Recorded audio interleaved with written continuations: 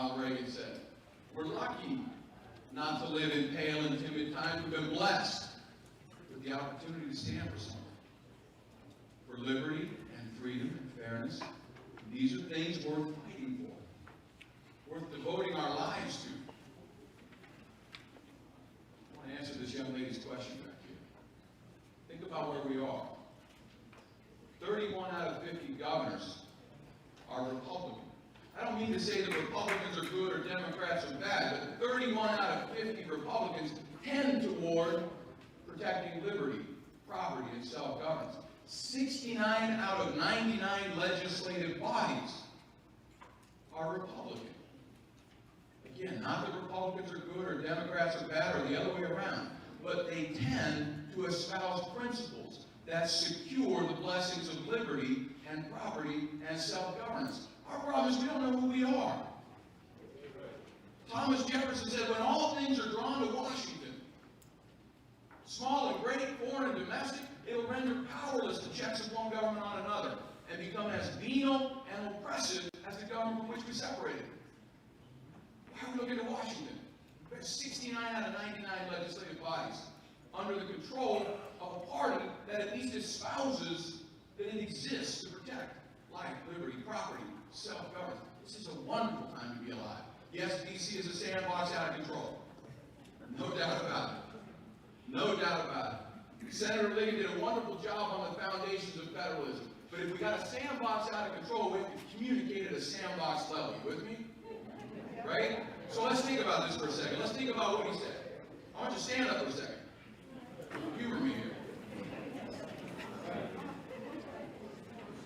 How many of you have ever been in a tug of war? Raise your hand. It's pretty much everybody, okay? I want you to imagine a tug of war, okay? We bring up here two teams. And we get the biggest fella in the room. I'm not going to point you out. You got to volunteer. We get 14 people up here, and we make them raise their hand at the start, saying, I promise to pull on that rope, no matter what, right? And we say, okay, now divide into your two teams. And our big fella goes to one side, and the 13 go to the other. You with me? You think, well, that's no contest at all. And as Senator Liggett pointed out, indeed, it should not be a contest at all. But the game is not to win. You know, pull one side over to the other. That's not the game in this unprecedented system of federalism. That's not the game. What they set up was a system to hold that flag directly in the middle. And you had that healthy tension to hold that flag right in the middle. That flag is life, liberty, property, self-governance. And that healthy tension is to hold that flag right in the middle. And so we start off, we say, okay, on your mark, set, go. And our big guy is pulling to beat all, and the 13 over here, they're barely breaking a sweat. They got a couple fingers on the rope. And if you ask him, could you pull him over? Oh, clearly. We could pull him over at our will. Don't do it, because remember the object. Keep that flag right in the middle, right? But one by one, the 13 said, you know, I'm afraid I might look funny up here doing this. I'll drop off the rope. I'm getting kind of tired. I don't remember why we're up here in the first place. I got so much other stuff to do. And they drop off the rope. And as they drop off the rope, the big guy gets more emboldened and he pulls harder. And more, the 13 start dropping off the rope. And they just drop the rope. God, I got so much to do. I'm so busy. What if I look silly? What if I'm not doing it right? I don't even remember why I'm doing this. Until they've all dropped off the rope. And guess what? The big fella, he's got all the rope over on his side with the flag at his feet. Remember the object? Keep the flag perfectly balanced in the middle. In the middle. Are we doing that? No, clearly we're failing. So the big fella gets an idea. We say, you know what I'm going to do? Since the flag is all over here, I'm going to push on the end of the rope. I'm going to push that flag back into balance. And we may get angry and upset and concerned. We say, I'm going to get new people. I'm going to get a new big fella. And he'll push on the rope even harder, and that'll balance the flag. And he pushes even harder. Does it work? No, it doesn't work. Why? Push, balance. You can't push, balance. It requires that healthy tension. So what do our 13 do? Now they got to get out of their comfort zone. And And they got to go over there, and they got to grab that rope, and they got to bring it back over, and they've got to pull. They've got to pull. You cannot push federalism. You cannot push federalism. We, and those that we elect in our neighborhoods, and in our districts, and our counties, and our cities, and our states, have to pull federalism. It might be nice to have a big fellow that's encouraging, and supporting, and cheerleading, but we have to pull federalism. Thank you for standing up. Does that make sense? Sorry, I diverted from my comments, but we've got to understand this. We've got to be able to explain why it matters in sandbox terms, because that's what we're dealing with, unfortunately. And we can't expect people to do what they don't know. We can't expect people to do what we know. Does federalism matter today? Let's talk about this. Go ahead. See, do I have the clicker here somewhere? Here we go. So I'm Ken Ivory. I am, most importantly, a dad with an obligation. To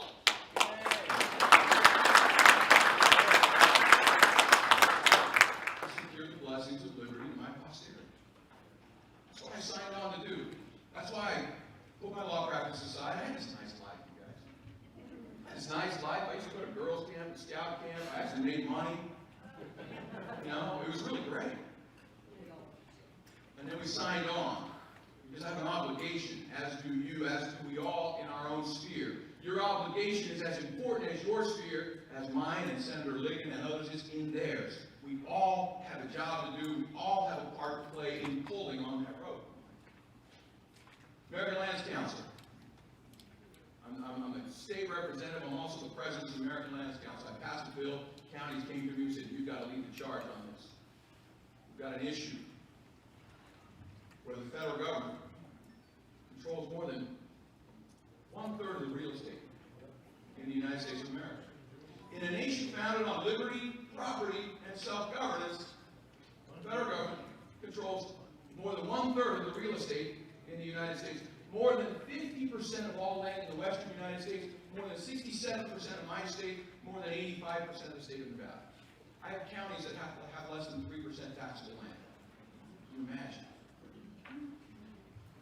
We're leading the charge to secure the transfer of federal lands to the states, just like has already been done. Now, we're not talking about the stuff on the right. We're talking about this. National parks off the table. Military bases, Indian reservations, off the table. We're not talking about those. We're talking about millions and millions of productive acres that are locked up and, in fact, being devastated. We'll talk about that as we go. Liberty cannot exist. Hence, life has no real meaning without the right to control its property.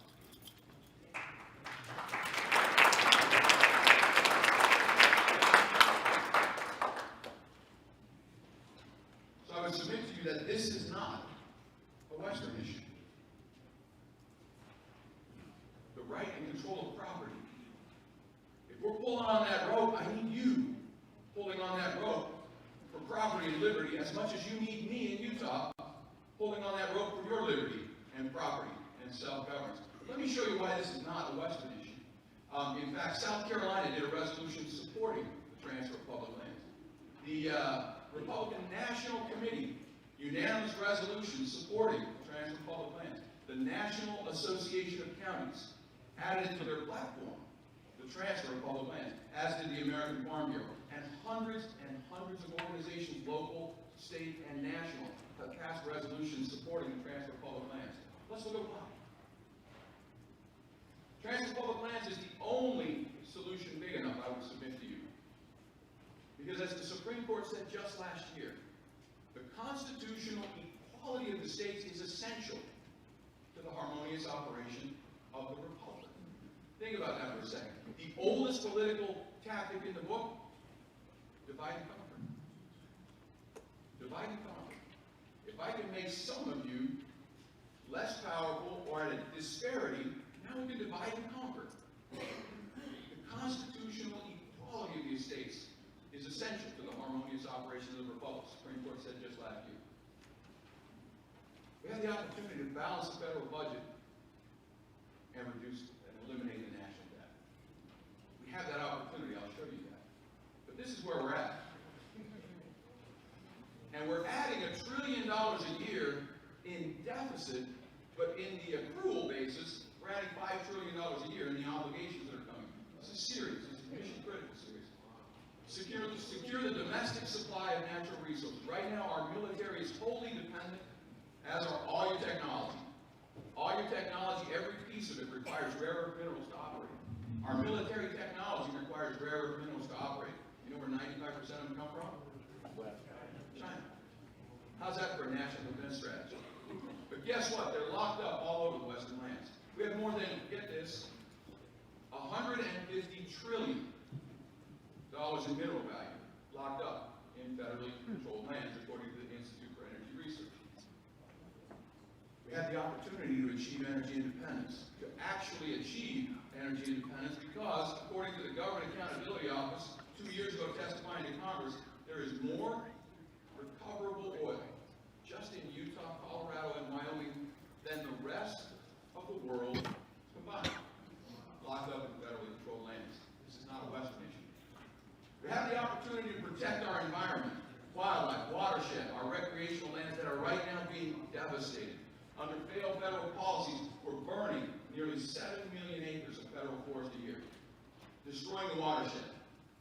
Wildlife, we're burning millions of animals, destroying their habitat. We're burning protected species in the name of protecting these endangered species, and we call that at Washington environmentalism. Go figure. There's a sandbox problem in Washington. Access. Roads are being closed all over the West. All over the West. In fact, in Utah, we have 1 million acres of school trust land that we own as a state. Can't get to them. Because they're all surrounded by federally controlled lands, we can't even access them. Imagine what that does to funding education. We have forests that are rotting all over the West. And even after the fires go through and there's still serviceable timber, guess what? You can't harvest even the deadwood. It sits to rot, pumping CO2 into the atmosphere instead of sequestering that. If you're an environmentalist, you should care about transferring the land to more local, responsive control. Putting it under state stewardship. You all remember a year ago that the federal government just decided in their sandbox struggle, we're just going to close the national parks. Guess what? That's an $8 billion industry to the state of Utah. It was closed overnight. Closed overnight. We can't afford not to get more responsive and responsible management of these lands for the benefit of the nation. So look at this for just a second. Federally controlled lands, the top right, access being shut off. Wilderness areas and roadless rules. You see why we're distressed in the West with what's happening. Wildfires, more than 250 acres. $150 trillion in mineral value locked up. You see an opportunity there? You see a solution? And where you set the national agenda, you see an opportunity there, young lady in the back, for real solutions? If we're pulling on the rope,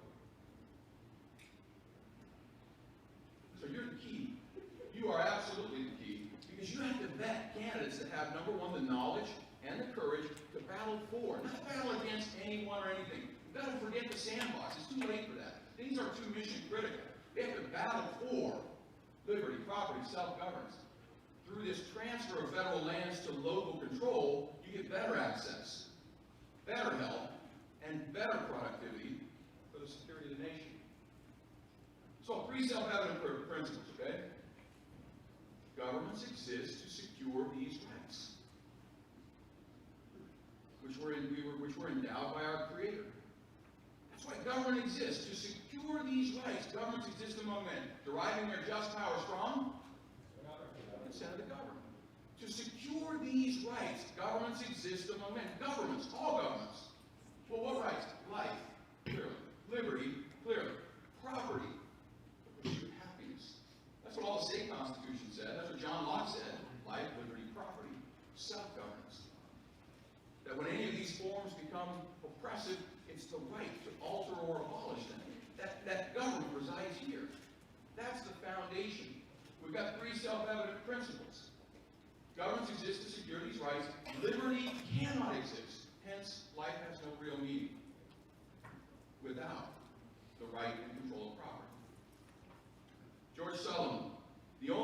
United States Supreme Court from Utah. We're pretty proud of him. Look at what he said. Man has three great rights.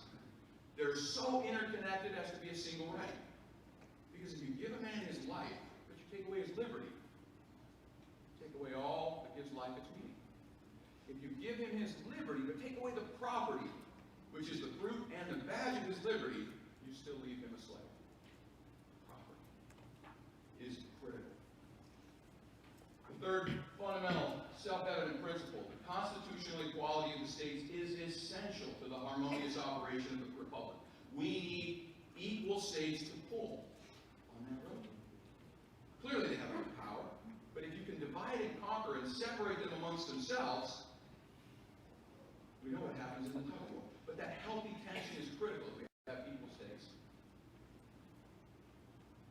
Three fundamental truths, okay?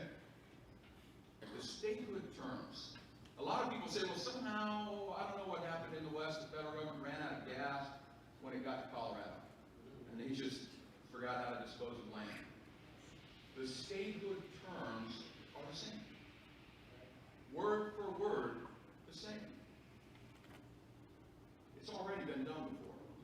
And as we talked about, it's the only solution big enough. This is North Dakota and South Dakota's Enabling Act. They're a statehood contract side by side with Utah. See the difference there? You see why North Dakota should have 3% federally controlled lands and Utah should have 67, and North Dakota should have a $6 billion rainy day fund, and North Dakota should put billions of dollars into classrooms. North Dakota is generating economies all over the United States, equipment manufacturers, suppliers, financing, engineering, accounting. You see the difference there? Let's go like this. Word for word the same. Why the difference? Nobody's been able to answer that question. So there came a time when the states began dropping off the road. When they got to Illinois, and Indiana, and Michigan, and Iowa, and Missouri, and Arkansas, and Louisiana, Alabama, and Mississippi. And I want you to look way over there. You see that great western state clear over there of Florida? They were 90% federally controlled for decades. 90% federally controlled for decades. Here's what their complaints were. They sent resolutions to Congress. They're on the American Lands Council website. Their resolutions to Congress said, we can't educate our children. You're controlling all our land. We can't grow our economy. You're controlling all our land and resources. You're hoarding all of our resources. Our people are leaving our state to find jobs in other places. Does that sound familiar when people say, oh, those western states just whining out there? That was Illinois. That was Florida. Florida said we're the worst off of all the western states in their resolution to Congress. But they banded together. And they battled for, not against anyone or anything, they battled for the only solution big enough. They're not 90% federally controlled today. They were led by Democratic Senator Thomas Hart Benton. You may remember him. He's in the book Profiles in Courage, written by JFK. He's one of the half a dozen people in there. Look what he said. He said, my election to the Senate found me doing battle for an ameliorated system of disposing of the public lands. I moved against the whole system. I resolved to move against the whole system. I did it in a bill, but more so in speeches. We've got to educate and teach, because we can't do what we don't know. And rights we don't know are no better than rights we don't have. In speeches all around the nation that change the public mind, that's what you have the opportunity to do. You are the starting point to change the public mind. Teddy Roosevelt of Thomas Hart Benton said he began his fight for disposing of the public land during John Quincy Adams' administration. He said it was a move of enormous importance to the whole West. He said, as a whole, look what he says in the middle there. He had to encounter much opposition, especially from the short-sighted selfishness of many of the Northeasterners, present company excluded. As a whole, his theory of a liberal system of land distribution was undoubtedly the correct one, and he deserves credit for having pushed it as he did.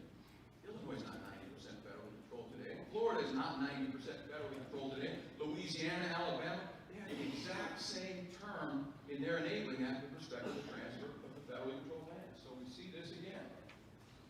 We have an opportunity. You have an opportunity to drive the national agenda to better access, better health, and better productivity. We have the opportunity to be environmentalists in the truest sense of the word, and to secure national defense, to provide a thriving national economy so we're not a geopolitical laughingstock, as we are now. 3 pillars of success, okay? Education, legislation, and litigation. Education, this is what we're doing today. You have the opportunity to get on the American Lands Council website. This information, the video that will be available from this, share that with everyone you know. What other $150 trillion solution are you aware of? That goes right back to our fundamental principles of life, liberty, property, self-governance. Educate. We have to hire and inspire leaders, as Bill was mentioning, Senator Liggins was mentioning. We have to hire and inspire leaders. It starts with you right here. Legislation is already happening. 6 states have already passed legislation, working on legislative action in the West to secure the transfer of public lands. South Carolina did a resolution supporting the Western states. Why would they do that? You realize that you all are spending about $10 billion a year in taxes extracted from you to pay Western communities to not use their own lands and resources to care for our own children and communities. We'd like to invite you to knock that off. For the benefit of everyone. Not only is it a principle of the equality of states, not only does it get to better access, better health, better productivity, but you're spending $10 billion a year to burn 7 million acres of our forest, to shut off access to our school trust lands and our recreational places, and lock up trillions in resources. There's a solution forward. It starts with you. Education. Legislation is already happening, local, state, national. We've got members of Congress that are starting to work on legislation on this. That's going to require your support. That's going to require you making this a national issue with the great things you do right here. You are the seedbed right here. At the national level, legislation is already moving forward. Litigation, back here. Litigation, Utah appropriated $2 million this year to begin the litigation effort.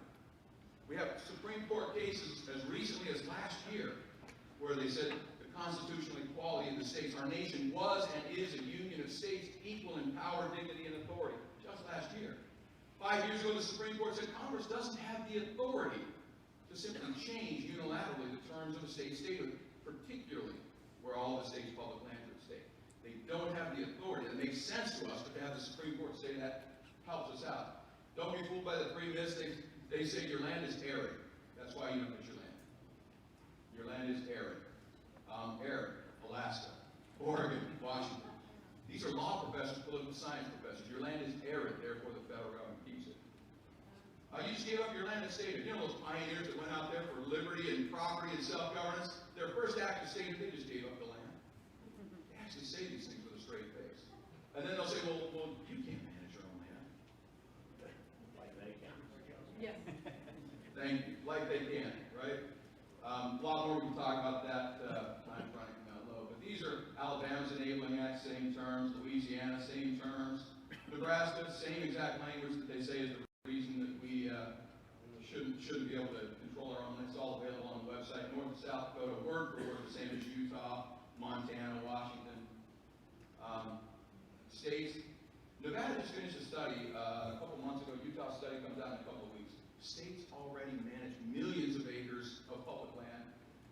Utah, we generate $33 an acre positive net revenue. You see New Mexico there, $50+ an acre positive net revenue.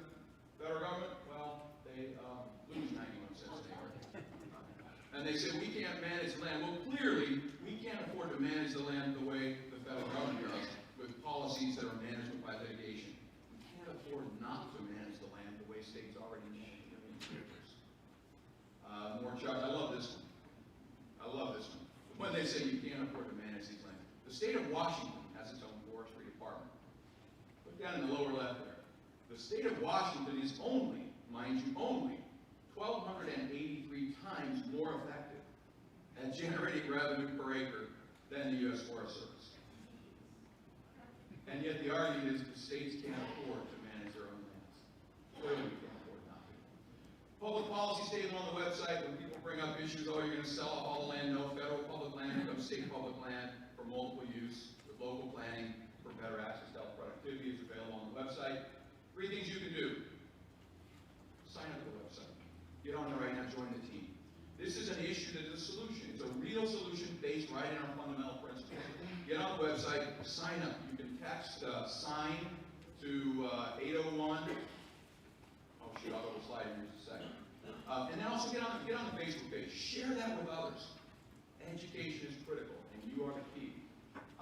There's a petition on there. Sign and share the petition. I demand that you transfer the federal lands to willing Western states for better access, better health, better productivity. Do it right now. If there's any reason you can't do it now, make sure you do it today. Sign up on that. This is a movement that is sweeping the United States because it's a real solution based in our fundamental principles. And then, as has been talked about, you start this whole thing off. You are the key to hire and inspire leaders that have the knowledge and the courage to battle for the only solution big enough to deal with national security, environmental health, better access, better health, better productivity of our lands. You can text SIGN to 801-416-2543, and that will get you in, and be part of that. We one email a week, 3 minutes, that's all we do, and then with other things going on, we have to band together, we have to pull together. As we pull together, what Senator Ligon was talking about becomes possible. What this young lady back there was frustrated about becomes possible. We have a system problem. W. Edwards Deming, the patron saint of just-in-time manufacturing in Japan, I used to work with the mayor of the city of Osaka in the International Relations Department. He said, every system is perfectly designed to achieve the results that it gets. Do you like the results we're getting? We have a system problem. We have a system problem. We have a rope sitting in a pile on one side of the balance. It requires that healthy tension, and without that, we're going to continue to have a system problem. That starts with you. Here's the petition you can sign.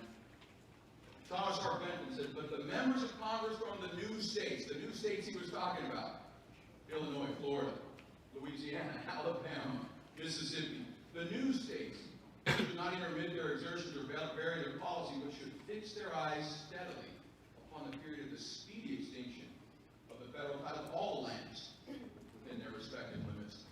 And they did. Constitutional equality of the states is fundamental.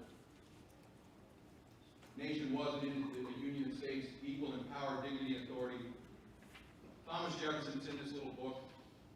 By the way, just a couple of things. So here's a little cheat sheet when you're meeting with folks that come to town. These are up on the table. You've got three of the 4 maps, and you've got the questions as you start confronting them right there. You've got little cards. Take as many of these as you need. You've got little cards. That map tells the whole story. It tells the whole story. Thomas Jefferson told us what we need to do. He said it must be the states themselves erecting barriers at the constitutional line that cannot be surmounted.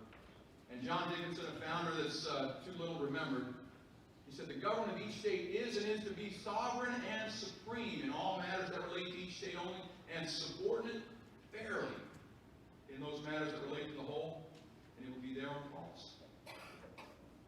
It will be their own faults if the states suffer the federal sovereignty to interfere in the things of their respective jurisdictions. So why the difference? This is not a Western issue, and we need your help, particularly right here. So the question is, where's the line? And let me just close with this. Remember where we started? We started out as a wonderful time to be alive. This is a wonderful time to be alive. We are lucky not to live in pale and timid times. We've been blessed with the opportunity to stand for something. For liberty and freedom and fairness and the right to control property, these things